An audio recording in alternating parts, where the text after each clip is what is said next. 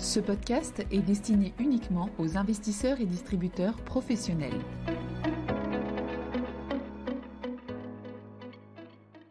Bonjour à tous, bienvenue dans cette série de podcasts dédiée à l'autonomie stratégique européenne que CPRAM veut contribuer à promouvoir.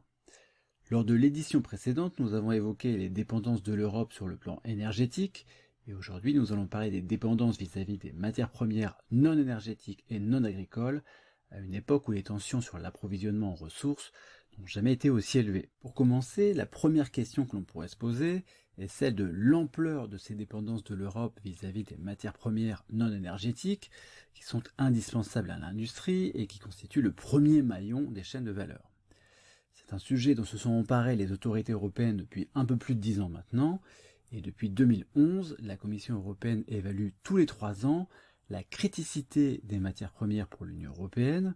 Alors, on dit généralement que les matières premières sont critiques lorsqu'elles remplissent 2 critères, être importantes sur le plan économique et qu'il existe un risque d'approvisionnement parce que la dépendance aux importations est trop forte ou alors parce que les sources d'approvisionnement sont trop peu diversifiées. Dans son dernier rapport publié en mars 2023, la Commission a évalué la criticité de 87 matières premières distinctes, soit plus que lors des rapports précédents.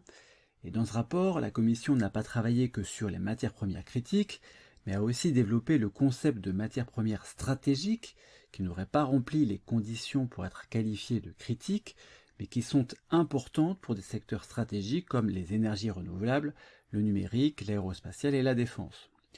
Au total, c'est 34 des 87 premières matières étudiées qui peuvent être qualifiées de critiques et ou stratégiques.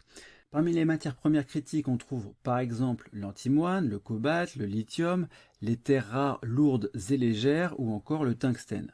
Dans le cas du lithium, qui est très important pour les batteries et pour lesquelles les besoins vont fortement augmenter dans les années à venir avec l'avènement des véhicules électriques, l'approvisionnement de l'Europe est très peu diversifié puisque 79% de notre consommation provient du Chili.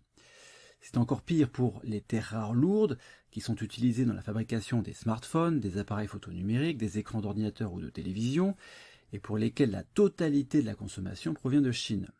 Dans le cas, disons, d'une détérioration des relations entre l'Europe et la Chine, l'Europe pourrait donc perdre la totalité de ses approvisionnements en terres rares lourdes. Le cuivre et le nickel ne sont pas considérés comme des matières premières critiques, mais comme des matières premières stratégiques.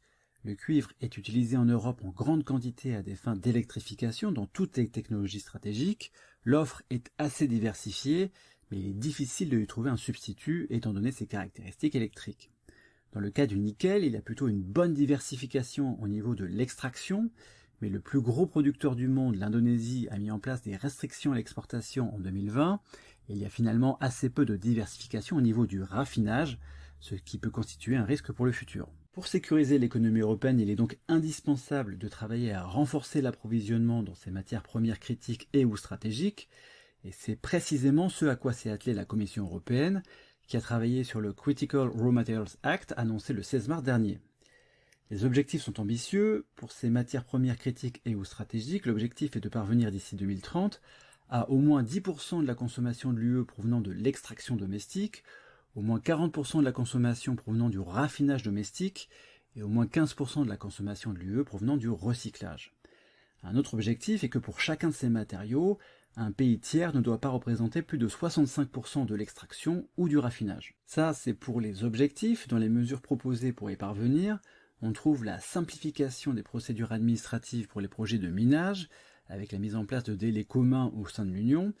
Pour les projets stratégiques sélectionnés, le délai d'obtention d'un permis sera de 24 mois pour l'extraction et de 12 mois pour le raffinage et pour le recyclage.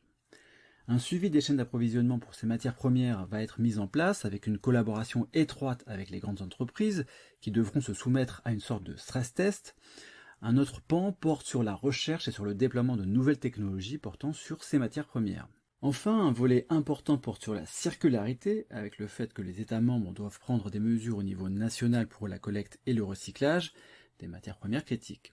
On le voit bien, comme pour l'énergie que nous avions évoquée la dernière fois, l'Europe est également en train de réagir sur le sujet des matières premières non énergétiques pour renforcer son autonomie stratégique. Merci de votre écoute et à bientôt pour une édition dédiée aux dépendances liées à la santé. Communication promotionnelle non contractuelle. Les commentaires et analyses reflètent l'opinion de CPRAM sur les marchés et leur évolution en fonction des informations connues à ce jour. Du fait de leur simplification, les informations données dans ce podcast sont inévitablement partielles ou incomplètes.